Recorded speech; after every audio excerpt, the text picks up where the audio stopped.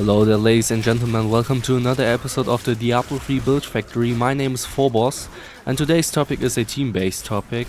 It is less about playing solo, and I wouldn't recommend playing this build solo because it makes your life much more difficult. But if you have a group of 3 or 4 people, this build can be very beneficial. Because sometimes, you have to do something for the group. I decided to call this episode Do It For The Team, and sometimes, you have to decrease your own DPS or your own mobility to have more synergy effects with your group. So this is what the episode will be about, and I will show you 2 skills in particular which can benefit your group in a high margin. The first skill I want to talk about is Marked for Death. This skill is unlocked on level 21, and like any other ability in the game, this skill has a lot of different runes and they all have their place.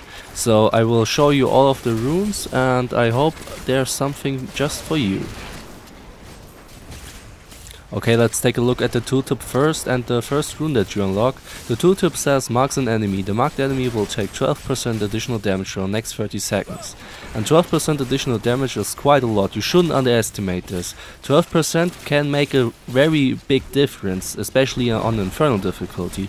But also this is really useful in Hell and Inferno, and it gets more useful the more people are in your group, because every team member will do additional 12% damage to the enemy.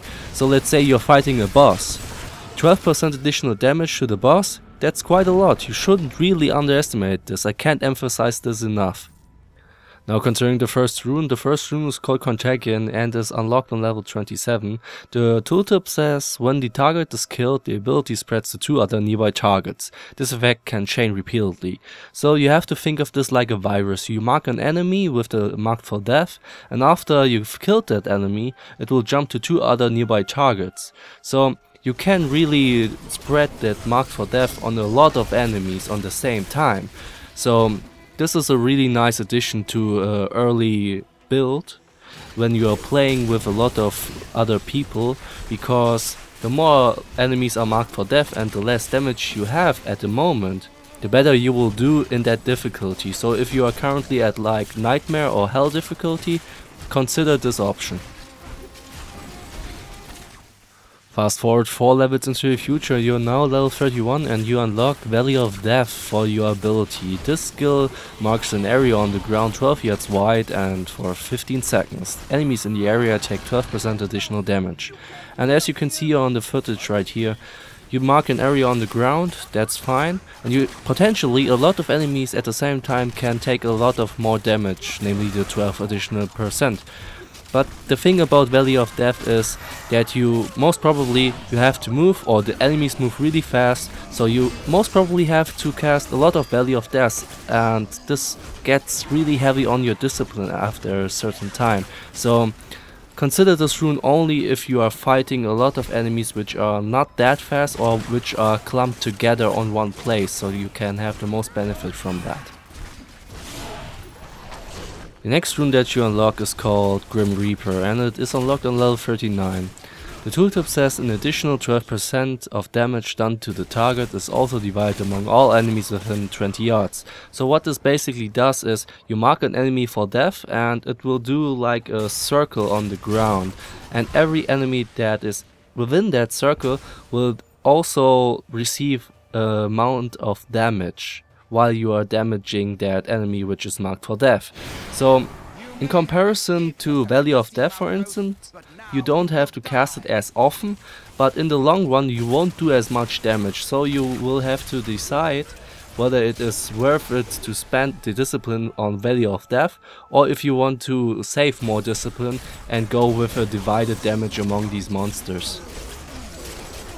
Onward we go. The next rune that you unlock is called Mortal Enemy, and the tooltip says attacks you make against the marked target generate 3 hatred.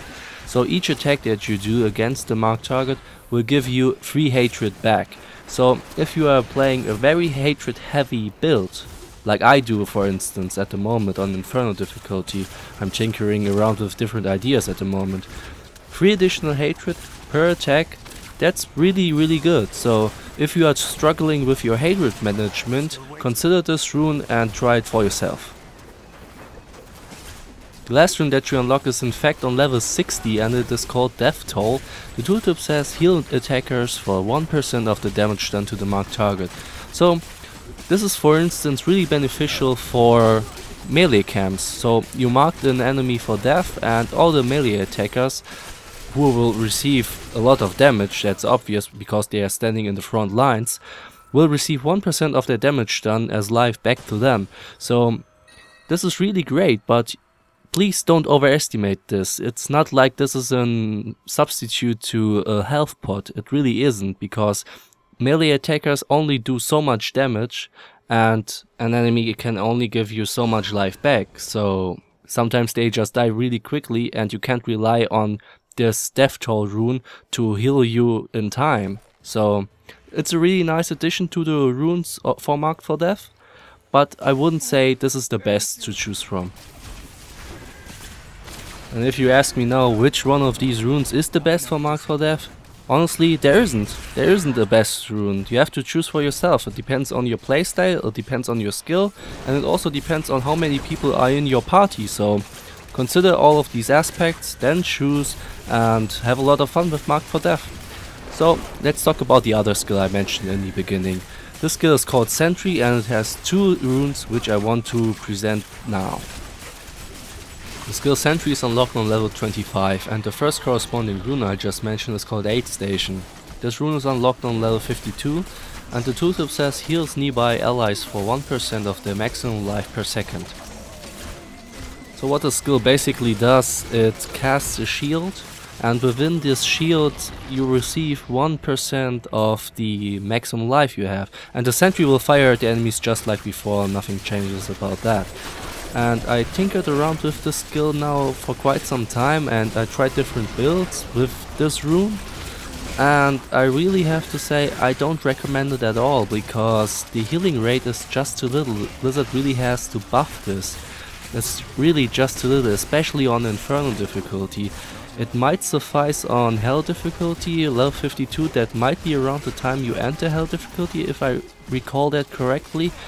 But the Aid Station, it's just too little healing, and the proximity within this shield is also very little. I don't recommend it and you should really avoid it. And maybe you should take a look at the next rune, because this rune is much more beneficial to the group and you can utilize it in many different ways.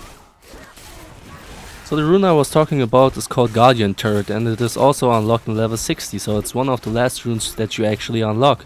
So the tooltip says it also creates a shield that reduces damage taken by allies by 15%. So that's now what I'm talking about. 15%, that's actually a lot.